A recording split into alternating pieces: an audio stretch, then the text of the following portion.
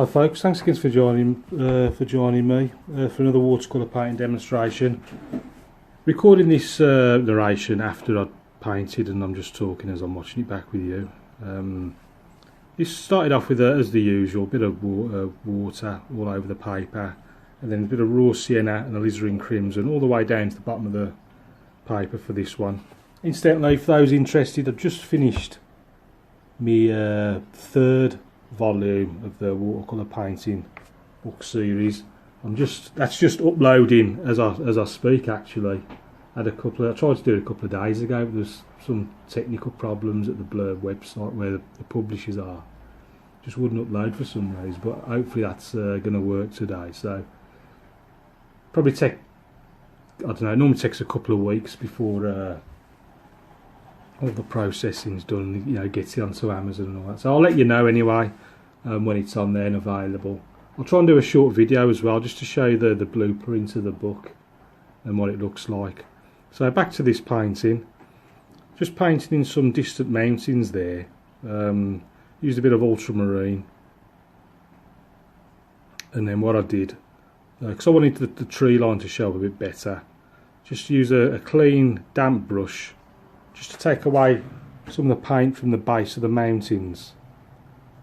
And then this tree line now, a bit of raw sienna, and also mixed a bit of ultramarine, possibly a bit of touch of Payne's grey in there as well, just general greens basically along the horizon at the base of the mountain.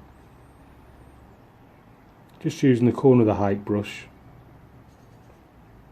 bit of blue in there to darken it, probably used a bit of touch of light red as well. And that's just going to work all the way along,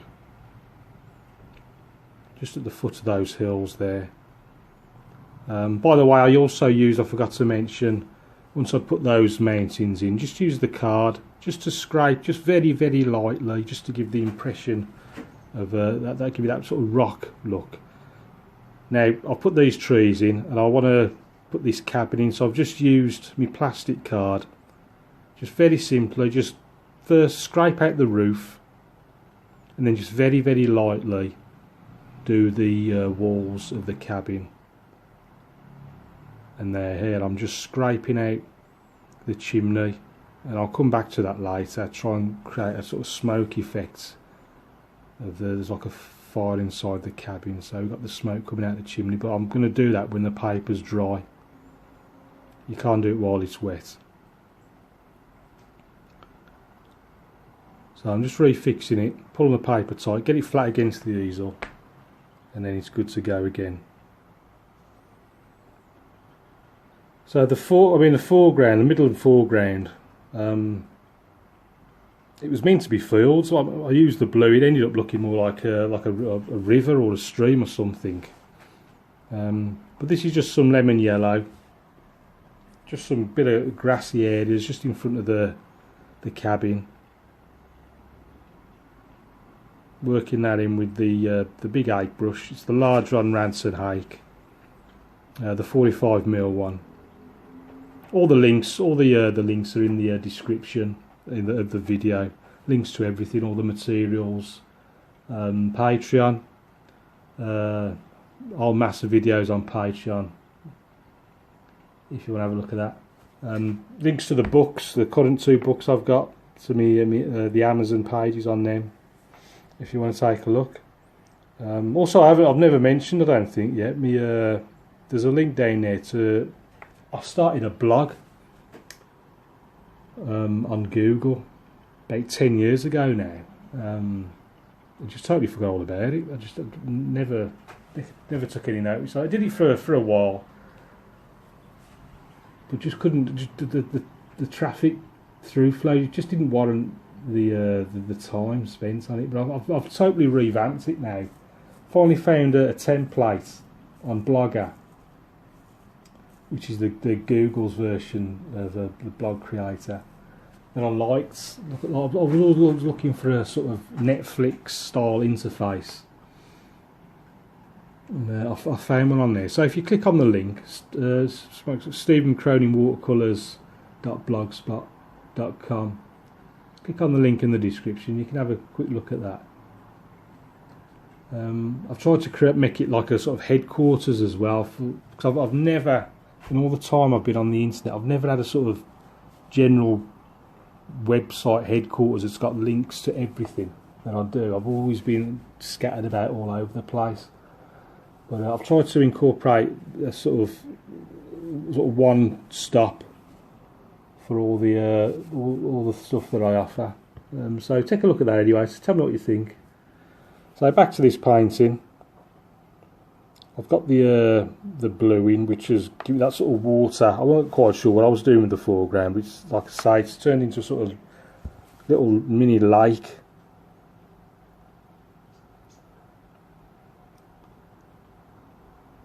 So I think I was refixing the paint again. So I want to put some telegraph poles in now. So I've switched to the number 3 rigger, and just very simply, dark mix, bit of burnt umber, ultramarine, stick the poles in, and then make sure there's no excess paints, because you want the wires to be fairly thin.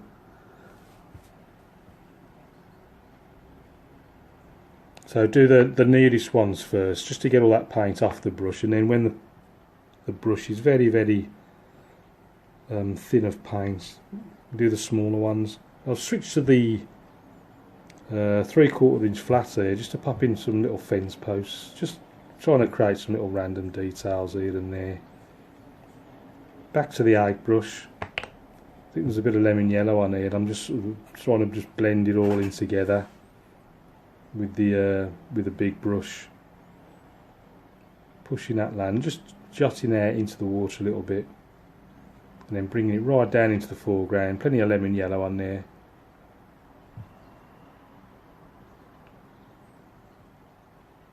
Incidentally, this is the I've just started I was saying I was uploading me volume 3. I've just started yesterday on a new book. This one's going to be called My Watercolour Diary. Some of you, I don't know if anyone was around about 10 years ago. I did as an experiment, really. I did print a book off. Very, very simple black and white book it was when I first had a dabble. I mean, I hardly sold any. I only sold about a handful. But this one, I thought, yeah, I'll have another go at it. My Watercolour Diary, but this time do it properly. So it's more like a sort of journal than the instruction. Although there is instruction in there. This is the first painting I've done. So they're more like diary entry. Again, I'll show you. It's easy to show than tell. I think this one I took like 4 frames off the video. Just had like 4 pictures, just watching the painting build up stage by stage. But like I say, I'll show you what I mean in the forthcoming days. So I've got to switch to the tiny little rigger brush that I have. Just to pop in, use it for figures and birds and just little things really. So we've got the little man there and his dog. Need some shadows. So I just want to cast a few shadows off those fence posts, telegraph poles, obviously off the figure as well.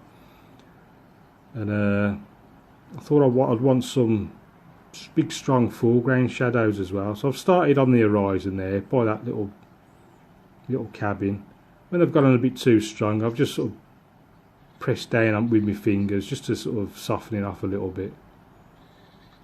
And then here, if you imagine the shadows, the sunlight's coming from the right hand side, so I want some shadow on the left side of that building. So I've just switched the tiny little flat brush.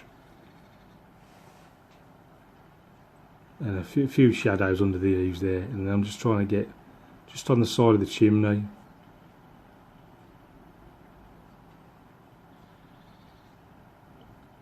Bit more shadows. Paint was a bit dry, so I'm just trying to loosen it up a bit. Just a touch of water. And then back to the 8 brush.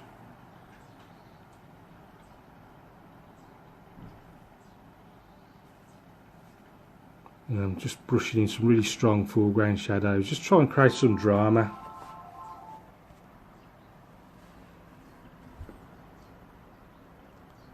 So I've got the big shadows there, and I just want to put a few more shadows up along that sort of cabin horizon line. Just a quick dab of the fingers even there, but I think it's a little bit too strong. It's just softening off a little bit. And then these shadows, just add a little bit of zip to it, you know, a few contrasts, a few darker areas, just to contrast against the lights. And then kept it very, very subtle with the stones and things in the foreground. I'd already used the car to scrape in that building, so I didn't want to do too much scraping. So I've kept that to a minimum there in the foreground. Managed to restrain myself pretty well, I think.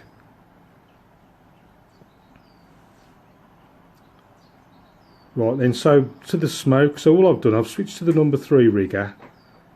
I've just wet it, took a lot of the excess water off, and then where I want the smoke to go, I'm just sort of doing circular motions with the brush just to wet the paint, and then dab it with a tissue, and sort of high presto, you get a nice little smoke effect. Fairly subtle, but a nice little it's a very easy technique to create the impression of a fire burning within the cabin.